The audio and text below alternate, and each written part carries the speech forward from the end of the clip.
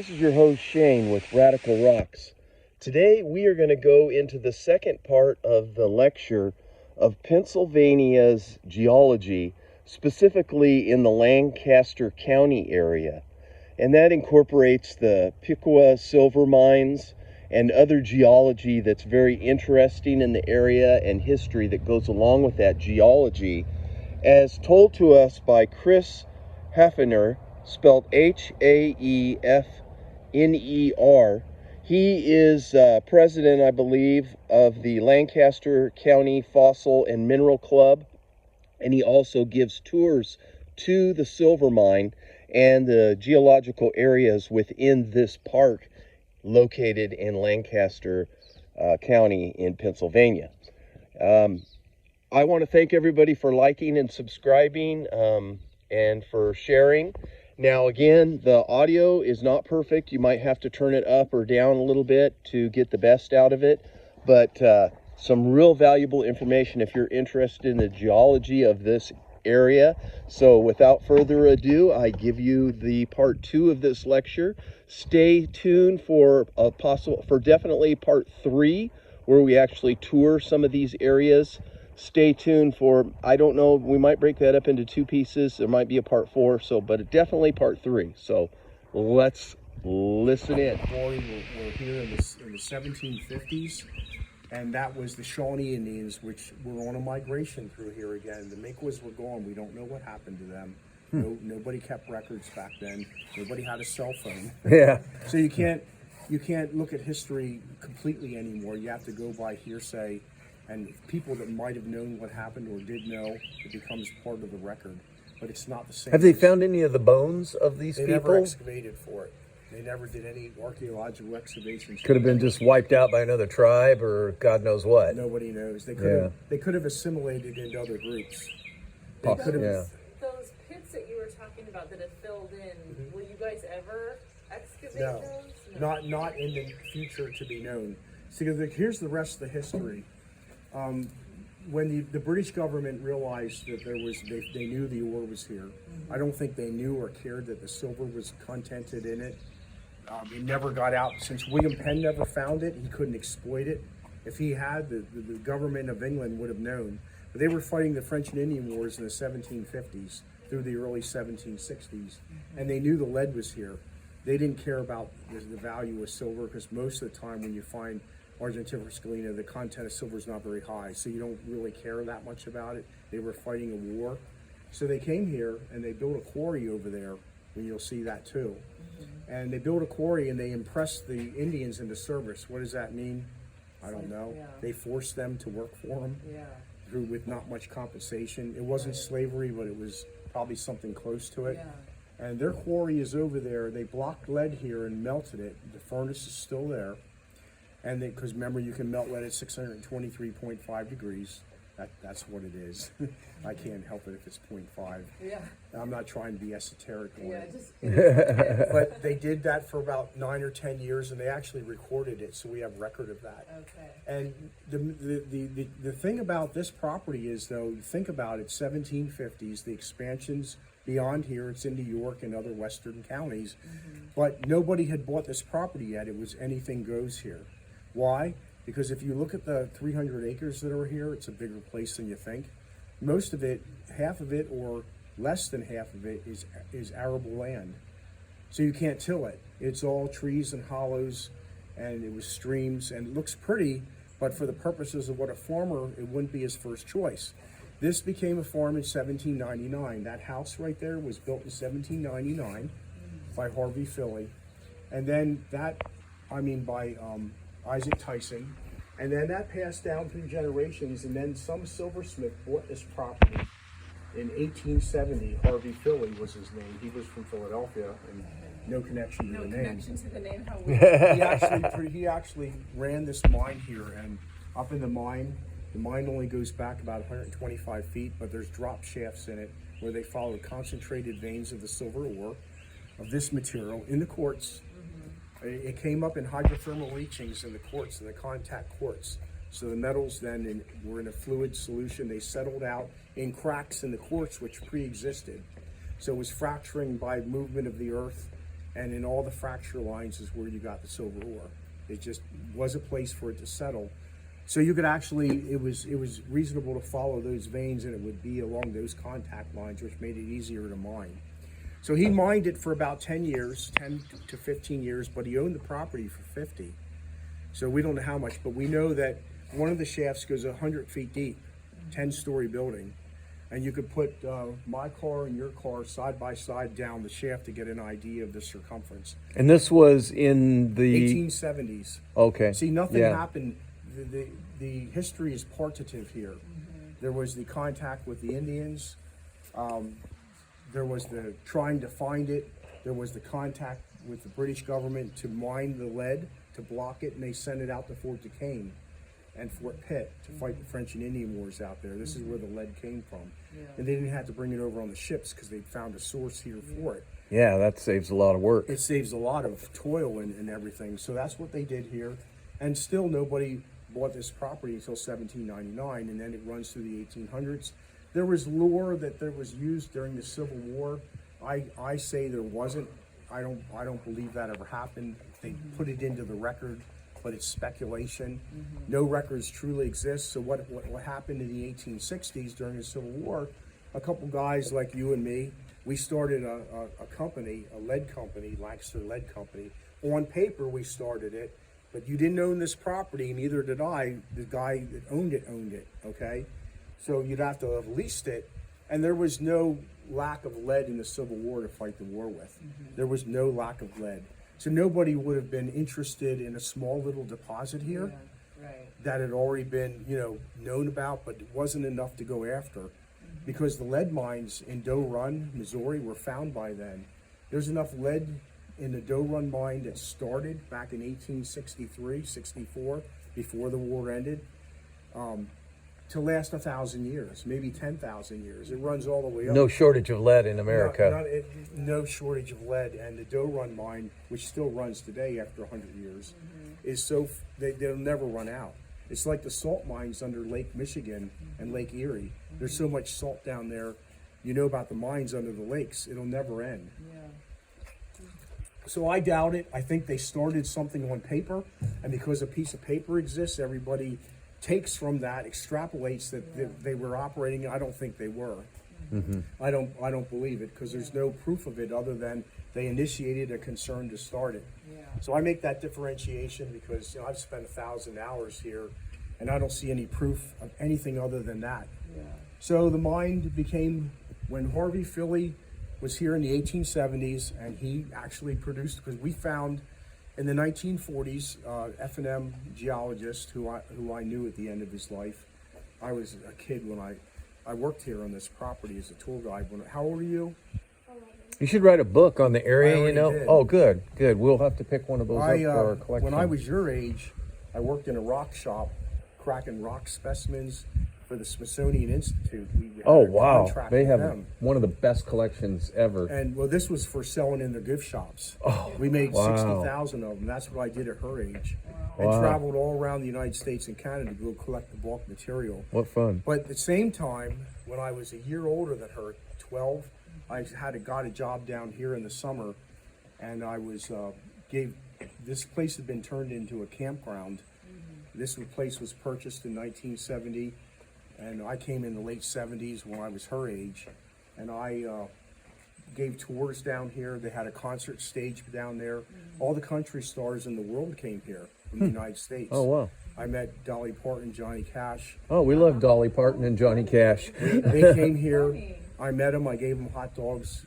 Dolly Parton's only this big, by the way. she's a Yeah. tiny little She thing. came here. I saw all these people when they were like in their 30s and 20s and stuff. I got to meet Johnny Cash when he was probably in his early 50s. But so they were like, this was a hot spot for like. Yeah, down on the end of the property, there's a peninsula down there around the Peckway Creek, and there was a concert stage down there. Wow. So I gave tours of the mine, gave them hot dogs, met all the stars. Crystal Gale was the first Oh, one there. wow. Wow. So I met her when she was 20. Yeah. I kind Wow. of liked her, but I was too young for her. Yeah. She had some amazing hair, didn't she? Yeah. Yeah. Isn't she related to Loretta Lynn? I'm not sure. It's her sister, right? I don't know if they are related. When I met them Yeah. all, they came here, And this place is just, every time there's something that happened here, it got forgotten about again.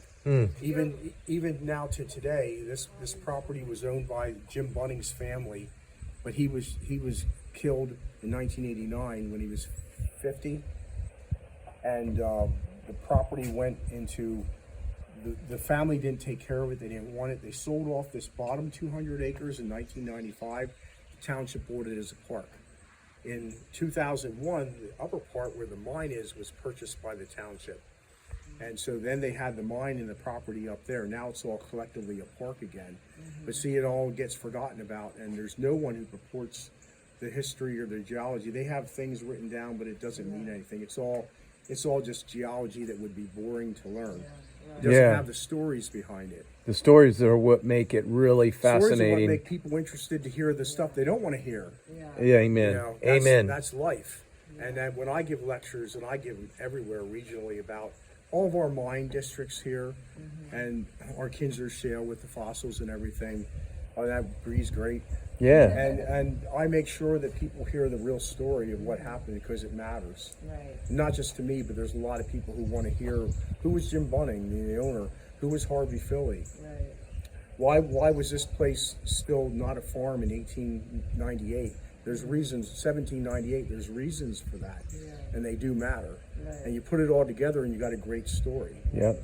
When I was here, the reason I wrote a book about this place, I was a novel writer at one time in my life, and I wrote true novels, that like it's true story.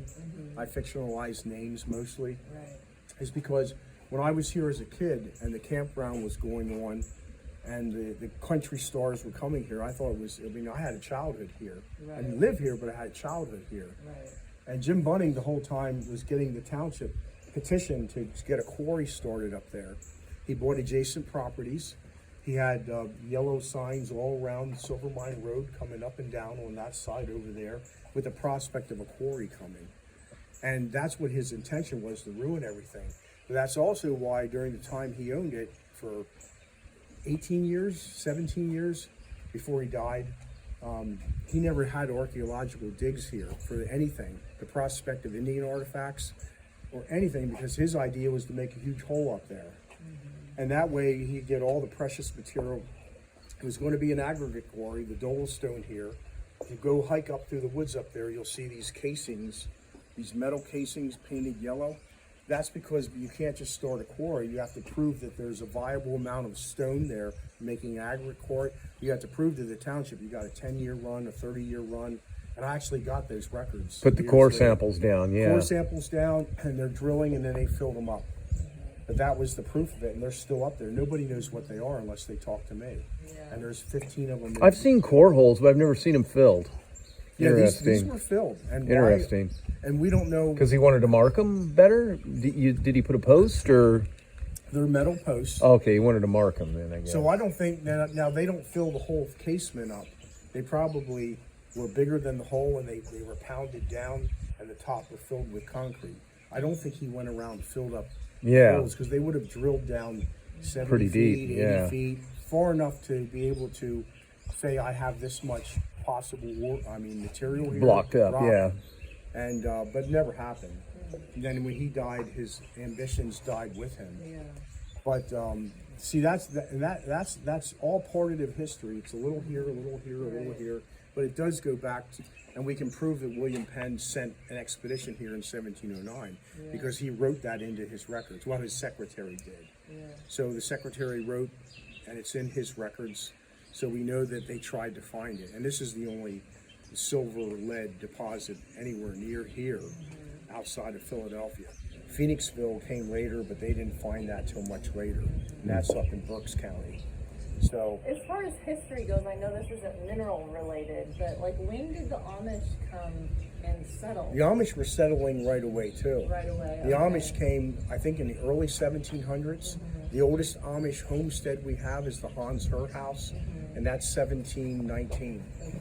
That's pretty early. Yeah. So that's, while this was all going on, that kind of settlement was the Amish were happening. coming. They were quiet, but they were coming and they were coming. Remember, the boats kept coming. Yeah. People think about the inception of the colony. 4 boats came, and they don't think about, well, 4 came right away, and then there were 15 more, then there were 50 Yeah. more. There was 150 the next year. They kept coming and coming, and you have to put that in your head to remember. Everybody was coming. Everybody was coming. Yeah. It was Other open countries land. were going, hey, we got to get over to this land. Especially once they established the Philadelphia colony, because then you had a base to go from.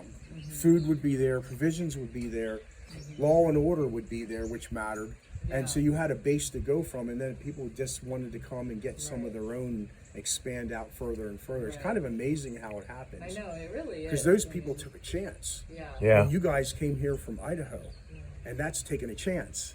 But Yeah. these guys, Just a little. you guys would have been, if you were settlers, you would have been coming here from England and coming over here to live. Right. Without Well, knowing- that was our ancestors, right? Yeah. We have a lot of without knowing English. what you were getting into. Well, yeah, I mean, we've talked about that all weekend, you know.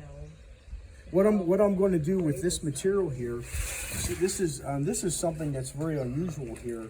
These are actually Wulfenite crystals. Oh, okay. There's a 30-foot expanse of area up above the mine, and these thrusts are Ordovician age. We know that. And Wulfenite crystals, these are tabular crystals. Black is very rare for Wulfenite. We had them tested at F&M. Yeah, usually red, yeah. Well, they're usually tabular, candy-looking gold, yellow, red, and black is exceedingly rare. But what happened even more is Nice. that these crystals grew amid the change of this limestone into dolomite, which nowhere else in the world. So this is extremely rare to have tabular black wolfenites embedded in this, and you'll see this in person over there. Cool. So that's extremely rare. What I'm going to do is, I didn't know how many kids you had coming. I was going to give this to you guys. So what I'm giving you is, here, you kids sit down, because I guess you guys will be getting this. I guess I could add another piece of it. I didn't want you to walk away with nothing. I can't give you that piece of silver, that's too rare. But I'm going to give you guys the yellow mica.